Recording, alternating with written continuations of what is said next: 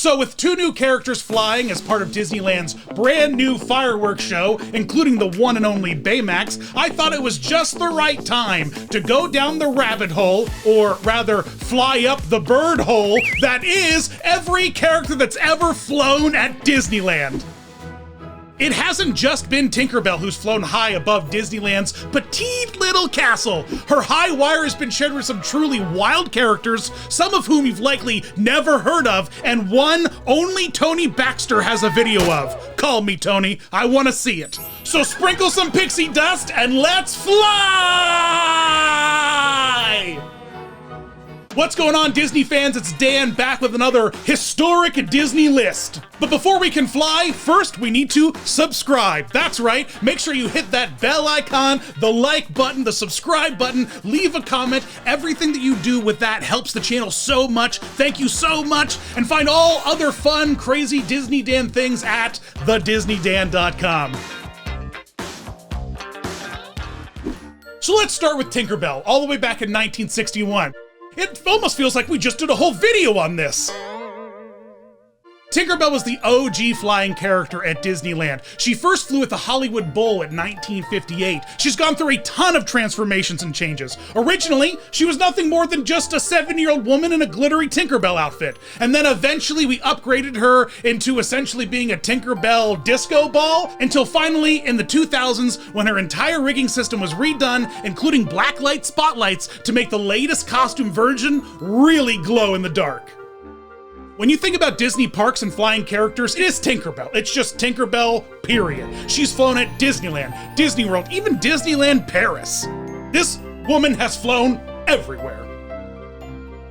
Now here's where it gets good, and this is where I need Tony Baxter to call me, because apparently in 1965, things got real wild at the top of the Matterhorn. Paul Castle, Walt Disney's personal and preferred Mickey Mouse cast member performer, was a tiny man poached from decades of Ice Capade's performances to become the ultimate cast member. He recounts in this fascinating newspaper article how he was once used as a New Year's celebration stunt and was dressed as a baby and then tossed from the top of the Matterhorn 30 seconds to midnight on December 31st, 1965. What a time to be alive, truly. Could you imagine being there? It's just seeing some naked old man being thrown off the top of the Matterhorn? Let's read the article real quick because it's truly incredible. As Castle recalls, the year was 1965 or 1966. He was on top of Disneyland's famous mountain wearing a skin-colored leotard, holding a top hat and screaming, "Let me go! Let me go!" It turned out okay, but the guy was hanging me over the side 150 feet in the air, off the ground, with just these 2 wires holding my back. This guy has lived his entire life on 2 skates and ice, and now he's just up in the air. That was really the most scary thing I've ever done at Disneyland. There's no video of this. There's no photos of this. There's just nothing available to the public, except I've heard in a podcast that Tony Baxter has a video of it and he shows it at parties. How do I get invited to those parties? Indiana Jones and the Disney parks, what a wild ride that character has been on. They went through so many iterations before Disneyland finally got its ride. And when it did, in 1995, boy, we went all out to promote it. This is amazing. Truly, what an awesome publicity stunt. It featured Dr. Jones, Harrison, on the top of the Matterhorn, zip-lining down away from a group of bad guys that were trying to capture him with whatever sacred relic he had just stolen. I don't know. And he zipped across the sky above the castle. This is genius. This is truly genius. It's so great to see someone using this zip line during the daytime. We never got to see it used during the day. It's only happened at night. So this was a really fun occurrence. Of course, special thanks to Sam Carter for these great photos that he shared with us on Twitter. I just can't even imagine what it'd be like. Do you think that was actually Harrison Ford up there? He loves being high in the sky. I mean, that man loves to fly. He also loves to crash. Oh, I can't wait to see the geriatric performance that is Indiana Jones 5. He wasn't even on set for almost all of it, apparently, is what I heard. Is that he hurt himself and that he just spent the whole time at home. And this stunt double did it, and then they just deep faked it. Bananas. 2009's Magical Fireworks was Disney's first fancy fireworks show after they upgraded Tinkerbell's tower. And so that meant we could really play around with the dynamics of the characters that were flying above the castle. And so the first thing we did was take the OG flying elephant, Dumbo, and throw him up there. And my gosh, it's beautiful. I love this costume puppet. And it is a puppet. It's a costume and a puppet together. Tinkerbell is actually inside that Dumbo right now, wiggling around levers and pulleys to make the ears flap and the whole thing to, go. That's crazy. There's a woman inside that thing. Tinkerbell's new launch tower enabled them to have a takeoff pad behind Pinocchio's and Big Thunder Mountain. So now they could have very large objects or puppets just take off instead of being thrown off the top of the Matterhorn. So this enabled a whole, it enabled this whole list. And this is where that whole list came from. Contrary to the original Tinkerbell design, which was just a zip line, this is now a very complicated pulley system, just like those cameras at the sports thing. Sports ball! Super Bowl! I just saw that commercial with Rihanna and she looks like Cindy Lou beat up the Grinch and turned him into a scarf. Did you see that, Kenny? Okay. Now's a good time for me to remind you that the Magic Candle Company has really great theme park scented candles. And when you buy them and use Disney Dan 15 for 15% off your order, it helps the channel. You guys are awesome. You buy so many candles and it really, really helps support us here. Thank you so much.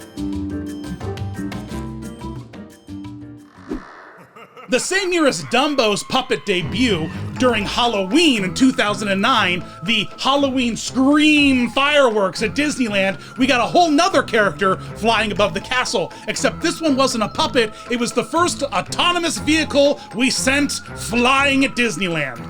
In that, there was just no one in this thing. It was just a bed sheet on a frame that they wiggled around in the sky with some black lights. But gosh, it's beautiful. They're still using this Zero puppet today during the Halloween celebrations. I love how this puppet is just so ethereal looking. Floating in the sky, it's truly ghostly. And those black lights really pick up that bright white fabric and turn it into this spooky purple glow. And Zero's got his glowing nose. How cute is that? The 2015 Disneyland Diamond Celebration Fireworks Spectacular was insane. I was there. I have this trusty souvenir wand to prove it.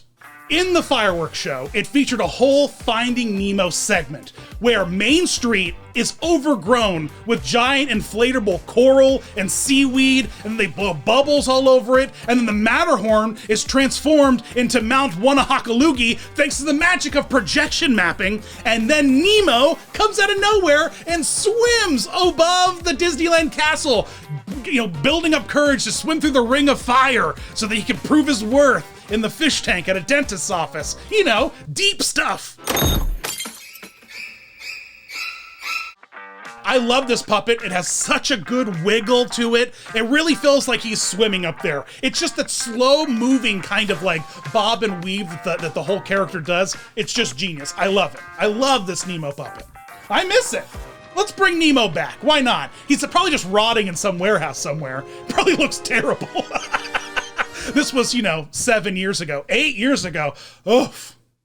Next up, we got a twofer, thanks to Disneyland's Pixar Fest and the Pixar Together Forever Fireworks Celebration in 2018. A flying puppet of Buzz Lightyear was launched into the sky, and it was just, what an epic moment. Look at this thing. I love it. I just love it. It's got the red and green blinking lights on the fully extended wings, and we actually have a performer inside that's able to articulate it, and he can wave, he can look around.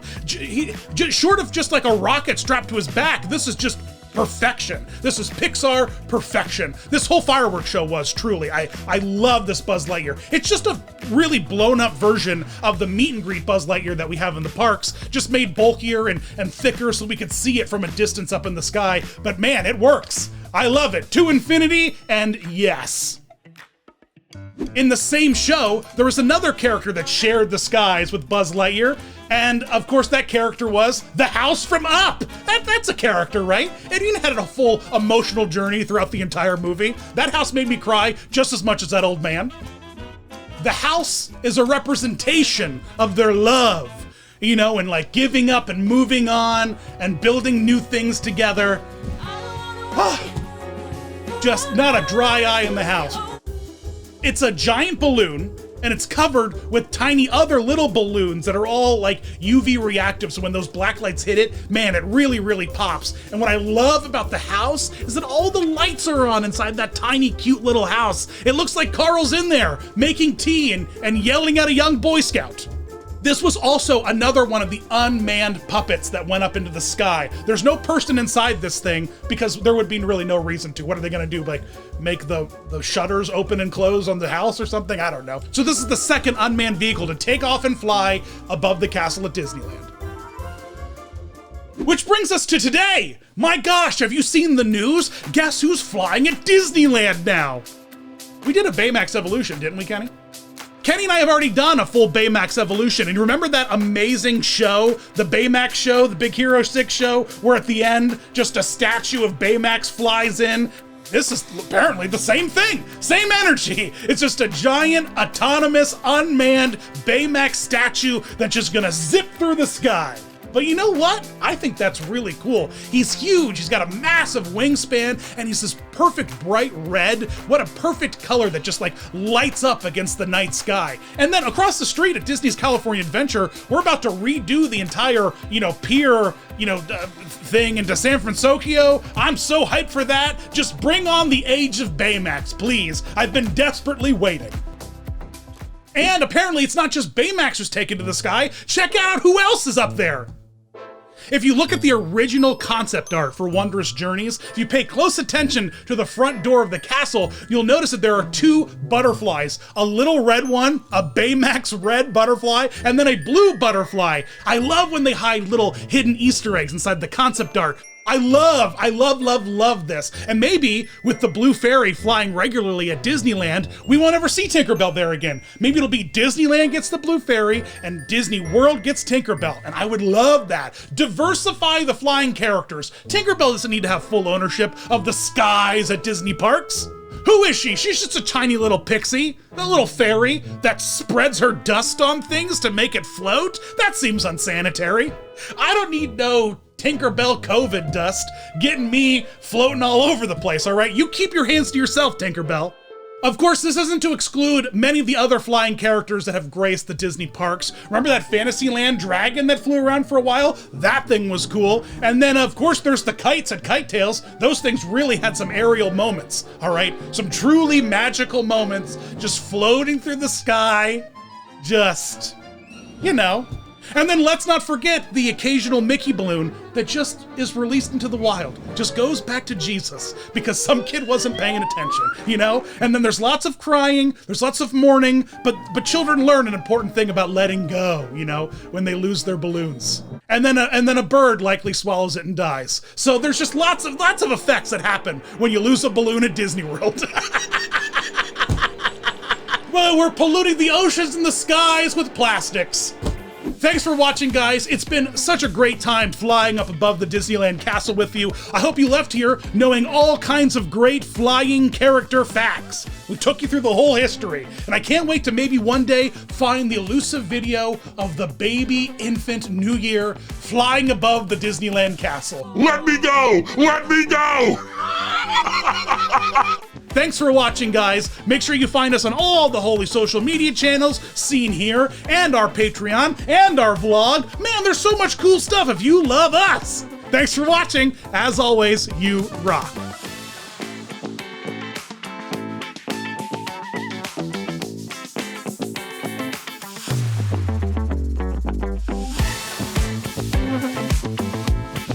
I was once at a Broadway show sitting front row, and behind me were these three very lovely elderly women who were having a discussion about when they die, all their cool stuff is just gonna get thrown away, and they were really upset about that. They're like, we spent our whole lives collecting this cool stuff, and now what are they gonna do with it? Just chuck it? And the answer is yes. So just think about that the next time you buy, another piece of pottery or like a lamp,